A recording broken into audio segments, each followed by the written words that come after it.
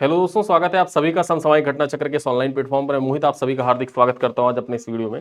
आज हम लोग चर्चा करेंगे सितंबर 2025 के इंपॉर्टेंट करंट अफेयर जो बिहार राज्य से संबंधित है और 72वीं बीपीएससी परीक्षा के लिए बेहद महत्वपूर्ण है।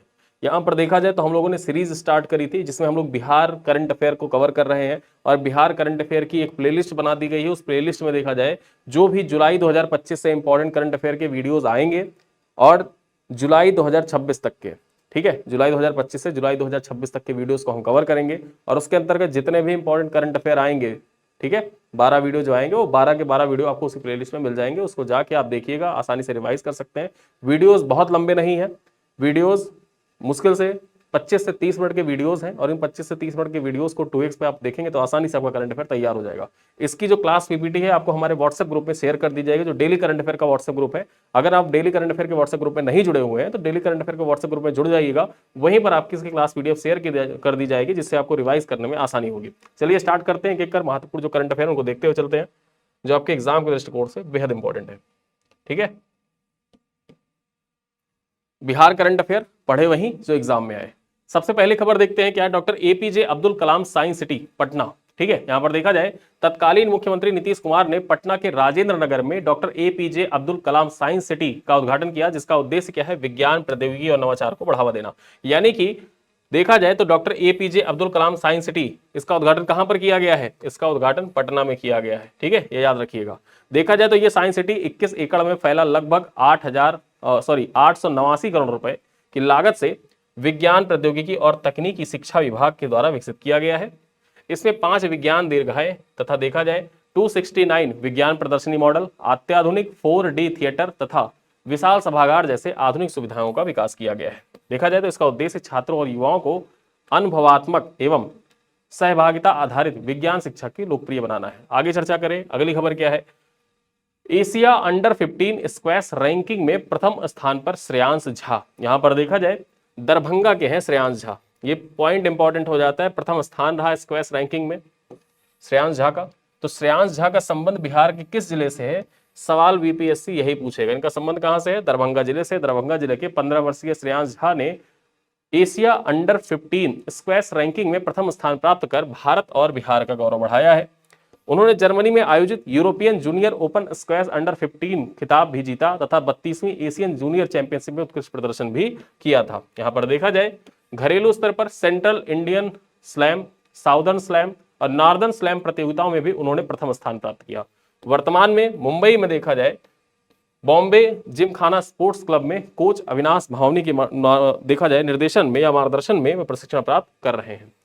अगली खबर क्या है, बिहार के लिए 40,000 करोड़ की अधिक की विकास परियोजनाओं का शुभारंभ किया गया पीएम मोदी के द्वारा। यहां पर देखा जाए प्रधानमंत्री नरेंद्र मोदी ने पूर्णिया से 40,000 करोड़ से अधिक की विकास परियोजनाओं का उद्घाटन एवं शिलान्यास किया, जिसमें पूर्णिया हवाई अड्डा, राष्ट्रीय मखाना बोर्ड, पीरपैती ताप विद्युत परियोजना, कोसी मेची नदी जोड़ो परियोजना प्रमुख रही। ठीक है, और इन सब का देखा जाए जो उद्घाटन किया गया था सितंबर माह में किया गया था, सितंबर 2025 में। ठीक, देखते हैं राष्ट्रीय मखाना बोर्ड की स्थापना से मखाना उत्पादन, प्रसंस्करण एवं नई प्रौद्योगिकी को बढ़ावा मिलेगा। देश में लगभग 90% मखाना जो उत्पादन होता है ये कहां से होता है, बिहार से होता है।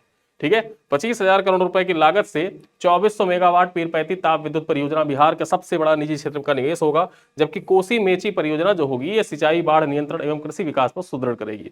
रेलवे क्षेत्र में देखा जाए तो विक्रमशिला कटारिया रेल लाइन तथा अररिया गलगलिया नई रेल लाइन का विकास भी किया जा रहा है और इन परियोजनाओं का शुभारंभ भी किया गया, जिससे देखा जाए क्षेत्रीय संपर्क और ज्यादा बेहतर होगा। ठीक, तो यहां पर याद रखिएगा 40,000 करोड़ रुपए से अधिक की विकास परियोजनाओं का जो शुभारंभ था ये प्रधानमंत्री नरेंद्र मोदी के द्वारा पूर्णिया से किया गया था। चलिए आगे देखते हैं, अगली खबर क्या है, बिहार का पहला क्राफ्ट गांव बनेगा जितवारपुर। ठीक है, ये जो जितवारपुर है ये क्या बनेगा, ये बिहार का पहला देखा जाए क्राफ्ट गांव बनेगा।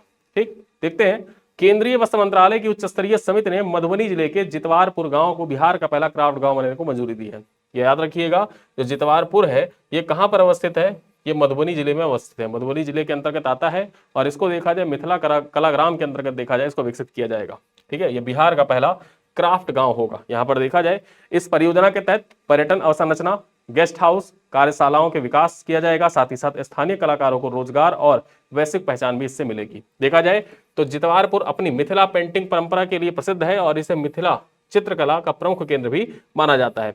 लगभग 400 घर वाले इस गांव में जगदम्बा देवी 1975 में, सीता देवी 1980, बउआ देवी 2017 जैसी पद्मश्री सम्मानित कलाकार का देश को दिया है।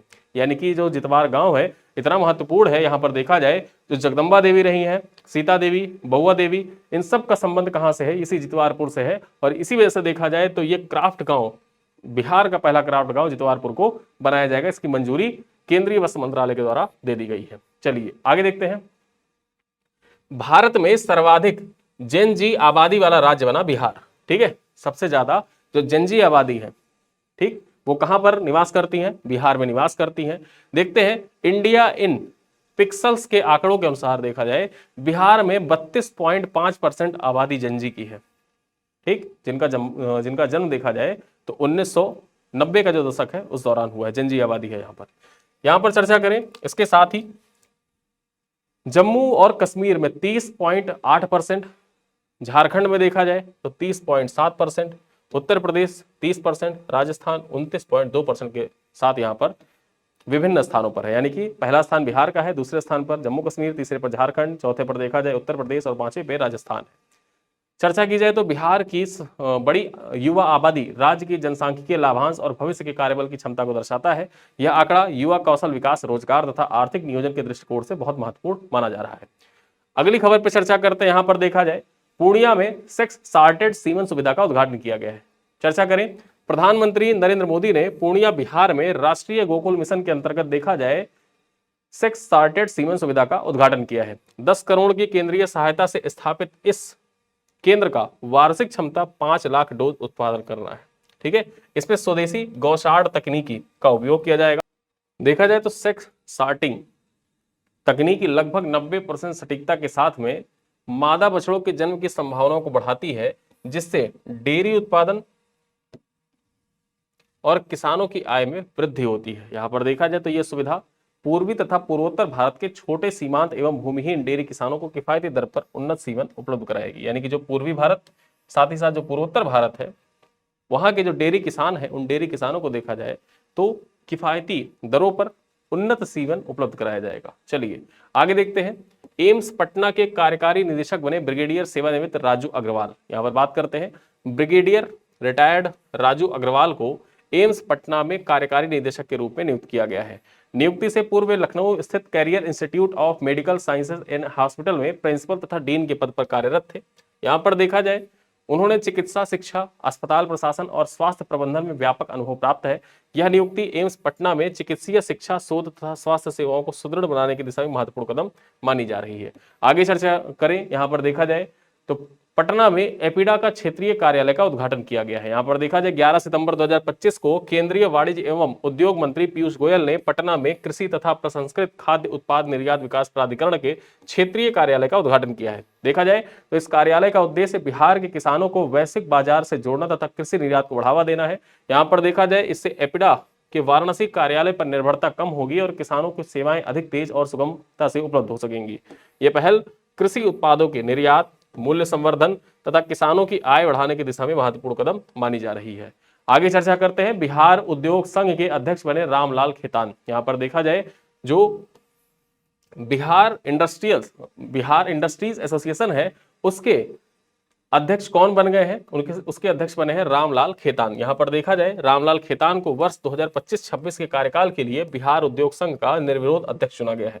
इससे पूर्व वर्ष 2005 से 7 तक कोषाध्यक्ष के रूप में, 2008 से 2010 तक महासचिव के रूप में और 2011 से 13 तक के लिए देखा जाए तो उपाध्यक्ष रह चुके हैं। वर्ष 2015 से 17 और 2019 से 21 में बिहार उद्योग संघ के अध्यक्ष का दायित्व भी ये निभा चुके हैं। यानी कि देखा जाए इसके पहले भी ये अध्यक्ष रह चुके हैं बिहार उद्योग संघ के। अब इनको पुनः देखा जाए निर्विरोध इनका चयन किया गया है और उनका निर्विरोध चयन जो है ये उद्योग क्षेत्र में उनकी दीर्घ प्रशासनिक अनुभव और नेतृत्व के विश्वास को दर्शाता भी है। आगे चर्चा की जाए। बिहार क्रिकेट संघ के सबसे युवा अध्यक्ष बने हर्षवर्धन।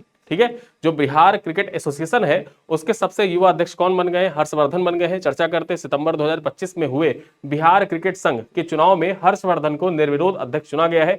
24 वर्ष की आयु में वे बिहार क्रिकेट संघ के इतिहास में सबसे युवा अध्यक्ष बने हैं।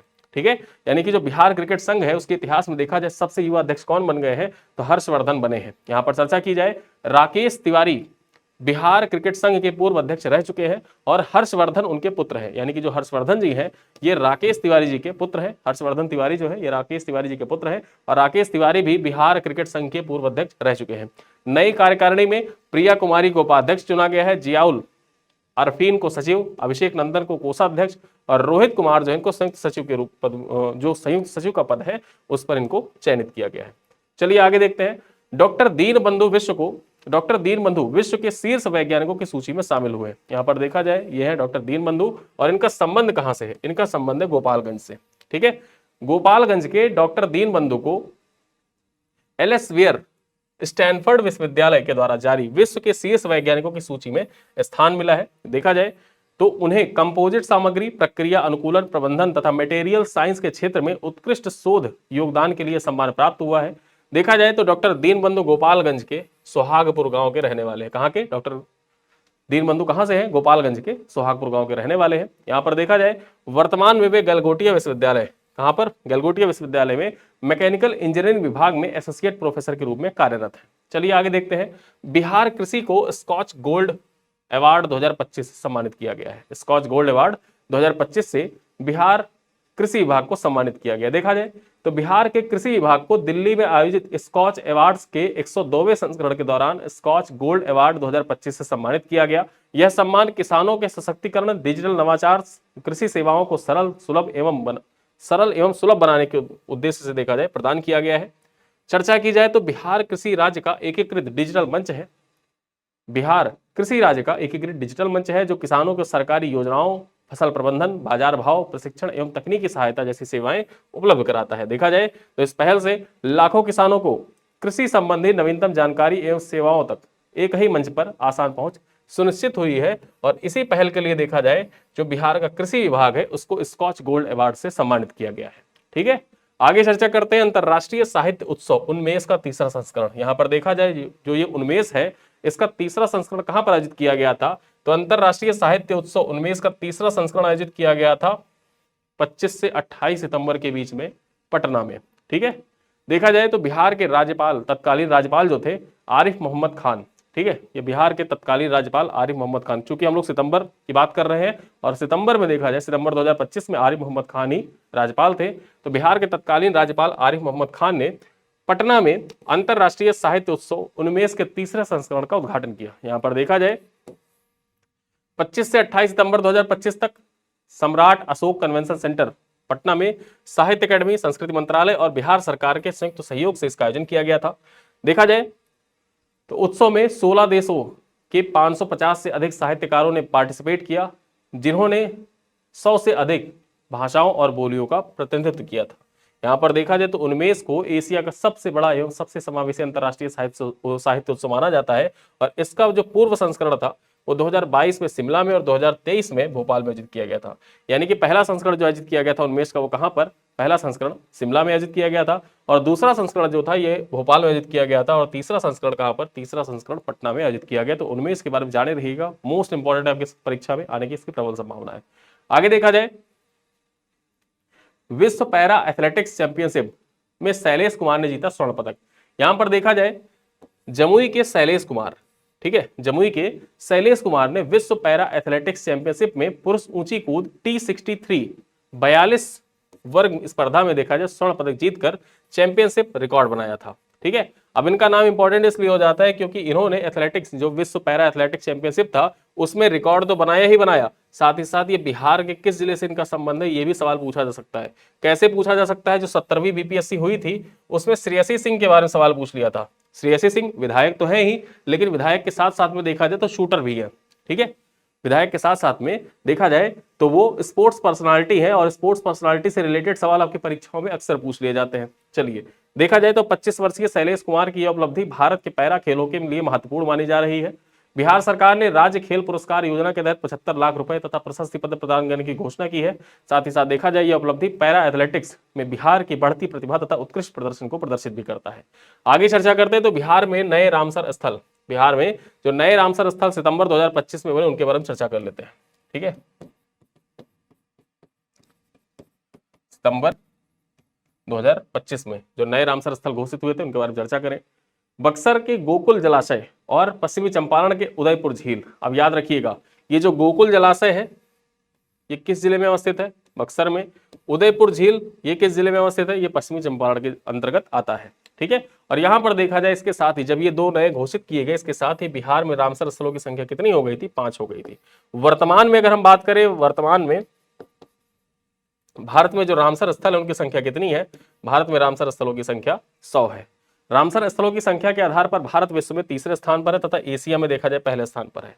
ठीक, गोकुल जलाशय बाढ़ नियंत्रण में सहायक तथा 50 से अधिक पक्षी प्रजातियां यहां पाई जाती है, जबकि उदयपुर झील देखा जाए 280 से अधिक पादप तथा लगभग 35 प्रवासी पक्षी प्रजातियां पाई जाती हैं। यहां पर बात करें बिहार के अन्य रामसर स्थल कौन से हैं? कांवर झील है। ठीक है, कांवर झील अभ्यारण्य 2020 में घोषित हुआ था। नागी पक्षी अभ्यारण्य 2024 में और नकटी पक्षी अभ्यारण्य 2024 में घोषित किया गया था। आगे चर्चा करते हैं बिहार स्टूडेंट क्रेडिट कार्ड योजना के बारे में। यहां पर देखा जाए 16 सितंबर 2025 को तत्कालीन मुख्यमंत्री नीतीश कुमार के द्वारा बिहार स्टूडेंट क्रेडिट कार्ड योजना के तहत 4 लाख तक की शिक्षा ऋण को पूर्णतः ब्याज मुक्त करने की घोषणा की गई थी। यहां पर बात करें तो योजना का जो लाभ है ये 12वीं उत्तीर्ण उच्च शिक्षा प्राप्त करने वाले इच्छुक विद्यार्थियों को प्रदान किया जाएगा, यानी कि 12th पास हो और उच्च शिक्षा प्राप्त करने को इच्छुक हो उन्हीं विद्यार्थियों को देखा जाए तो यह बिहार स्टूडेंट क्रेडिट कार्ड योजना का लाभ दिया जाएगा। और इसकी घोषणा देखा जाए तो 16 सितंबर 2025 को तत्कालीन मुख्यमंत्री नीतीश कुमार के द्वारा की गई थी। संशोधित प्रावधान के अनुसार देखा जाए तो 2 लाख तक के ऋण का भुगतान जो है ये 84 मासिक किस्तों में, यानी 7 वर्ष तक देखा जाए तो 7 वर्ष तक का प्रावधान था, और 2 लाख से अधिक की जो ऋण है इसका भुगतान 10 वर्षों में किया जाएगा। चर्चा करते तो यह योजना वर्ष 2016 में 7 निश्चय योजना 1 के अंतर्गत शुरू की गई थी, जिसका उद्देश्य उच्च शिक्षा को प्रोत्साहित करना था, यानी कि जो हायर एजुकेशन है उसको प्रोत्साहित करने के लिए जो 7 निश्चय पहली बार स्टार्ट किया गया था उसी के अंतर्गत देखा जाए तो 2016 में स्टार्ट हुआ था। आगे देखा जाए मरियम फातिमा बनी बिहार की पहली महिला फिडे मास्टर। यहाँ पर देखा जाए जो मरियम फातिमा है यह बिहार की पहली महिला फिडे मास्टर बनी है। चर्चा करें तो मुजफ्फरपुर की मरियम फातिमा को महिला फिडे मास्टर का खिताब हासिल किया और बिहार की पहली महिला बनने का गौरव इन्होंने प्राप्त किया है। उन्होंने स्पेन के बार्सिलोना में आयोजित बारबेरा डेल वेल्स ओपन शतरंज चैंपियनशिप में यह उपलब्धि हासिल की। देखा जाए प्रतियोगिता के दौरान फिडे रेटिंग 2100 तक पहुंचकर उन्होंने महिला फिडे मास्टर का जो पात्रता है वो प्राप्त कर ली। ठीक है, और यह उपलब्धि बिहार में शतरंज प्रतिभाओं को प्रोत्साहन देने तथा राज्य में खेल पहचान को सुदृढ़ करने की दिशा में महत्वपूर्ण कदम माना जा रहा है। आगे चर्चा करते हैं इंस्पायर अवार्ड स्टैंडर्ड स्कीम के बारे में। यहाँ पर देखा जाए बिहार के मुजफ्फरपुर में 7,403 छात्र नवाचार विचारों के साथ इंस्पायर अवार्ड स्टैंडर्ड स्कीम में राष्ट्रीय स्तर पर प्रथम स्थान प्राप्त किया है। ठीक है, देखा जाए तो इस योजना का संचालन विज्ञान एवं प्रौद्योगिकी विभाग के द्वारा किया जा रहा है और इसमें 6 से लेकर कक्षा 10 तक के विद्यार्थी पार्टिसिपेट कर सकते हैं। यहाँ पर देखा जाए चयनित विद्यार्थियों को अपने नवाचार का मॉडल विकसित करने हेतु 10,000 रुपए तक की वित्तीय सहायता भी प्रदान की जाती है।